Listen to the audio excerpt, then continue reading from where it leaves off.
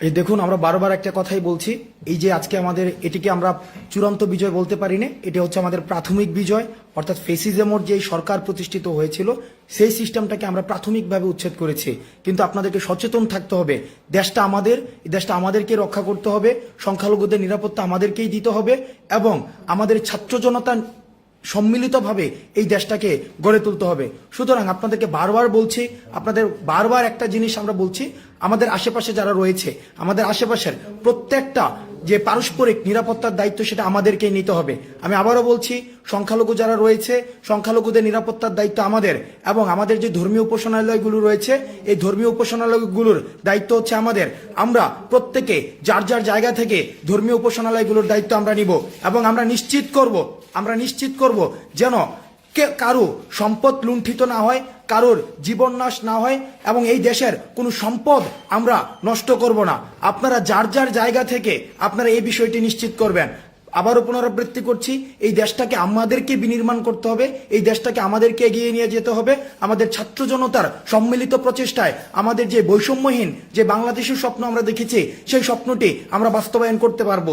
কিন্তু আমরা যে এখন যেটি দেখতে পাচ্ছি যে চারদিকে এক ধরনের যে একটা সহিংস পরিস্থিতি সৃষ্টি হয়েছে, এই সহিংস পরিস্থিতি সৃষ্টি হওয়া এটাকেও প্রতিরোধ আমাদেরকেই করতে হবে। সুতরাং ছাত্র জনতা যারা রয়েছি, আমরা যেভাবে আমাদের ডাকে আপনারা স্বতঃস্ফূর্তভাবে যেভাবে মাঠে নেমে এসেছিলেন, প্রত্যেকে নিরাপত্তা দিতে ঠিক সেভাবেই মাঠে থাকুন এবং নিশ্চিত করবেন আমাদের যেন কারুরই জীবন নাশ না ঘটে, সম্পদ যে নাশ না ঘটে, এবং আমরা নিশ্চিত করব যেন আমাদের কোনো ধরনের আচরণে, আমাদের কোনো ধরনের পদক্ষেপ গ্রহণের মধ্য দিয়ে যে কারো ধরনের জীবন নাশ বা সম্পদহানি না ঘটে।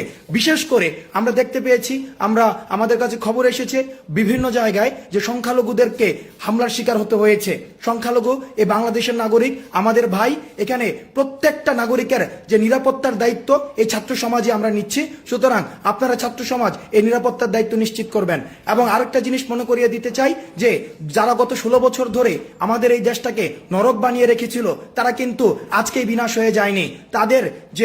তাদের যে প্রেতাত্মারা বা তাদের যে উত্তরাধিকার সূত্রে যারা আছে তারা কিন্তু এখনো পর্যন্ত দেশে রয়েছে।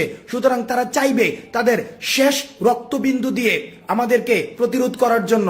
সুতরাং তাদেরকে প্রতিরোধ করা, আমাদের এটাও নিশ্চিত করতে হবে তারা যেন কোনো ধরনের ভ্যান্ডালিজমে অংশগ্রহণ করে আমাদের এই অর্জনকে বিতর্কিত করতে না পারে।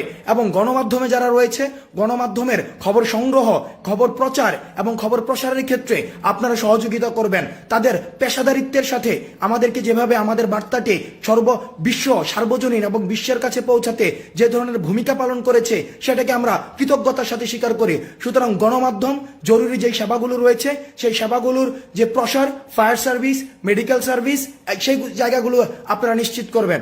আমাদের পরবর্তী নির্দেশনা না দেওয়া পর্যন্ত আপনারা রাজপথ ছাড়বেন না। মনে রাখতে হবে, স্বাধীনতা অর্জন করা সহজ কিন্তু সেটা রক্ষা করা কঠিন। আমাদেরকে যেন কোনোভাবেই কোনো ভ্যান্ডালিজমের সাথে আমরা নিজেরাও যুক্ত হব না, কোনো ভ্যান্ডালিজমে আমরা আরেকজনকে উৎসাহিত করব না। ঢাকা বিশ্ববিদ্যালয়ে যে হলগুলোকে আমরা দেখেছি বিভিন্ন ভাঙচুর করা হচ্ছে, আমরা আপনাদেরকে উদ্দেশ্যে বলতে চাই, বা বিভিন্ন বিশ্ববিদ্যালয়ের হলগুলোতে যারা হচ্ছে ভাঙচুর করছেন, আমরা আপনাদের উদ্দেশ্যে বলতে চাই এই ভাঙচুর আপনারা করবেন না। এটি আমাদের শিক্ষার্থীদের হল, এটা আমরা শিক্ষার্থীরা যারা মেধার ভিত্তিতে সিট পাবে তারাই উঠবে। সুতরাং কোনো ভ্যান্ডালিজম নয়, কোনো সংখ্যালঘু নির্যাতন নয়। সবাই ভালো থাকবেন।